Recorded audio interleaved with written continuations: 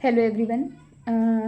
चलिए बात करते हैं हम टीबी के लक्षण के बारे में। टीबी के लक्षण में आता है सबसे पहला लक्षण हमारा शरीर में हल्का हल्का बुखार का बना रहना, वजन में लगातार गिरावट होना, 2 हफ्ते से ज़्यादा की खांसी आना, खांसी में बलगम के साथ खून का आना, खून कभी कभी भी आ सकता है और हमेशा भी आ सकता है, सीने में हल्का हल्का दर्द बना रहना, रात में पसीना आना, ठंडा पसीना मेन है इसका रीज़न।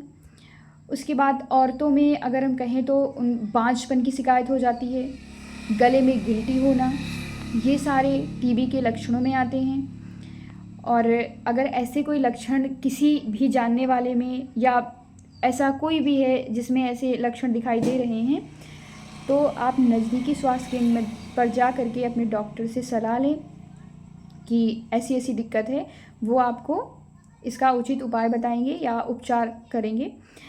दूसरा हम बात करते हैं कि टीबी के कौन कौन से मरीज जो मतलब कैसे इंसानों को इन्फेक्ट करती है टीबी, तो उसकी अगर हम बात करें तो उसमें आता है जो 60 साल से ऊपर के लोग हैं या बूढ़े बुजुर्ग हैं हमारे, उनको टीबी होने के चांसेस ज़्यादा होते हैं। या कोई कुपोषित इंसान है तो उसको टीबी होने के चांसेस ज़्यादा हैं। या कोई अगर ऐसा इंसान है जिसके घर में टीबी का पेशेंट पहले से था या है तो उसको टीबी होने के चांसेस ज़्यादा हैं। धूम्रपान करने वाले में भी टीबी के चांसेस होते हैं कि टीबी हो उनको।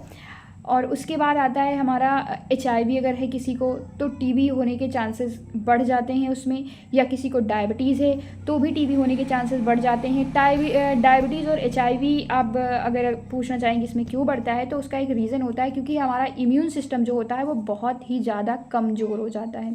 तो ऐसी कंडीशन में कोई भी इन्फेक्शन जो है वो हमें बहुत आसानी से इन्फेक्ट कर सकता है क्योंकि हमारे शरीर को हमारा इम्यून सिस्टम ही बचाता है इन्फेक्शन होने से। अगर वो कमज़ोर है तो कोई भी इन्फेक्शन हो वो हमारे शरीर को बहुत जल्दी इन्फेक्ट करेगा। ठीक है, तो इसलिए HIV और डायबिटीज़ वाले पेशेंट में भी टीबी का खतरा बना रहता है। अगर हम इसके लक्षण की बात करें तो इसके लक्षण होते हैं लगातार बुखार का आना, लो ग्रेड फीवर होगा, बहुत ज़्यादा फीवर नहीं होगा कि आपको पता चले कि हाँ बहुत ज़्यादा बुखार आ रहा है, लो ग्रेड फीवर होगा, सीने में दर्द होगा और 2 हफ्ते से ज़्यादा की खांसी होगी और बलगम के साथ खून का आना। उसके बाद आता है लगातार वजन का घटते रहना, है ना। और औरतों में हम देखा गया है अमूमन की बांझपन की शिकायत हो जाती है और गले में गिल्टी भी, वो तो मेल फीमेल दोनों को इन्फेक्ट करती है। गले में गिल्टी का होना, थकान का महसूस होना, भूख ना लगना, वो तो बहुत नॉर्मल सी बात है। अगर बुखार होगा तो भूख नहीं लगेगी, भूख नहीं लगेगी तो हमारा वज़न घटेगा। ठीक है, और वज़न नहीं घटेगा तो हमें थकान सी महसूस होगी, काम करने में मन नहीं लगेगा, हम बहुत सारी और भी परेशानियां हो सकती हैं हमें। तो आशा करते हैं कि आप सबको ये जानकारी अच्छी लगी होगी कि टीबी कैसे लोगों को होने के चांसेस ज़्यादा होते हैं और जो है टीबी के लक्षण क्या क्या होते हैं और टीबी से कैसे बचा जाए, इस टॉपिक पे हम बात करते हैं। तो जैसे कि आप सबको पता है कि टीबी जो होती है वो जो है खांसने या छींकने से फैलती है। तो ऐसी कंडीशन में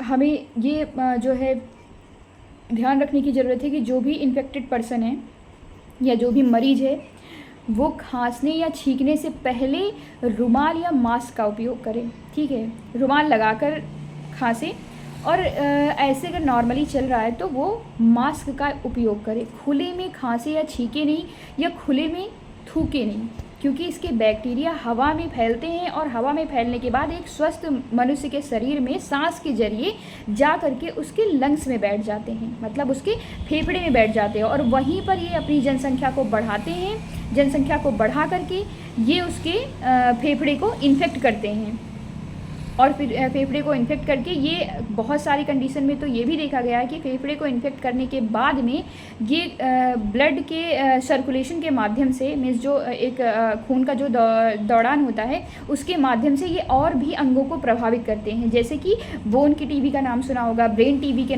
का नाम सुना होगा। ठीक है, ये सारी टीबियाँ भी होती हैं। और जो अमूमन देखा गया है कि जो लंग्स की टीबी होती है वही जो है आइडेंटिफाई हो पाती है। बहुत सारी ऐसी हैं जो कि आइडेंटिफाई करने में थोड़ा सा डिफ़िकल्ट हो जाता है। ऐसा नहीं है कि नहीं होता है, लेकिन उसे जो है आइडेंटिफाई करने में थोड़ा डिफ़िकल्ट होता है। तो आशा करते हैं कि आप सबको जानकारी अच्छी लगी होगी और आपको समझ आया होगा कि कैसे इसको जो है ट्रीट किया जा सकता है। और एक चीज़ और हम बता दें आपको, क्योंकि ये देखा गया है कि जो मतलब हमारा समाज है वो इसको बहुत हीन भावना से देखता है। कोई भी टीबी का मरीज़ है तो उसे बहुत हीन भावना से देखता है। देखिए इसको समझने की कोशिश करिए आप लोग कि अगर किसी को टीबी हो गया है तो उसने जानबूझ के तो खुद को उसमें जाके ढकेला नहीं है कि आओ मुझे हो जाओ या जो भी कुछ है। ऐसे में आप ये सोचिए कि उसकी मानसिक स्थिति होगी, वो किस दौर से गुजर रहा है, उस पर क्या बीत रही है, या वो कैसे, क्योंकि जब किसी को ऐसी बीमारियों के बारे में पता चलता है ना तो वो उस चीज़ को एक्सेप्ट नहीं कर पाते, बहुत देर तक, बहुत टाइम तक नहीं एक्सेप्ट कर पाते कि मुझे ये हो गया या ऐसे कैसे हो गया। ठीक है, तो ऐसी कंडीशन में आवश्यक है कि आप उनका साथ दें, पर अपने आप को सेफ रखते हुए।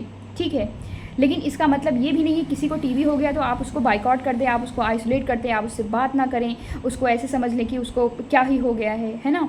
तो ऐसा मत करें, क्योंकि टीबी जो है वो लाइलाज बीमारियों में नहीं आती। अगर किसी को भी हुआ है, किसी को भी हुआ है, कोई दिक्कत नहीं है, उसको समय रहते दवा की ज़रूरत है।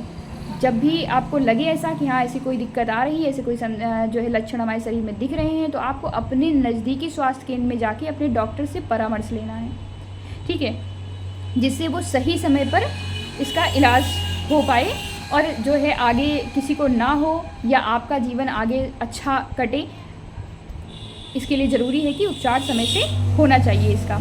और आशा करते हैं कि आपको ये भी समझ आया होगा, किसी भी टीबी के मरीज़ को आइसोलेट नहीं करना है, क्योंकि अगर आप उसे आइसोलेट कर दोगे तो उसका पता है जो होता है होप जीने का, वो बहुत कम होने लगता है कि यार बताओ मुझे ऐसा हो गया है, पता नहीं मैं ज़िंदा रहूँगा कि नहीं रहूँगा, ये लोग भी मुझसे दूरियां बना लिए हैं, बात नहीं करते हैं या जो भी कुछ है। तो आप प्लीज़ ऐसी चीज़ें मत करिए, आप अपने आप को प्रोटेक्ट करिए, पर उसको भी आइसोलेट मत करिए, क्योंकि कोई भी हो सकता है जिसको ये दिक्कत हो सकती है।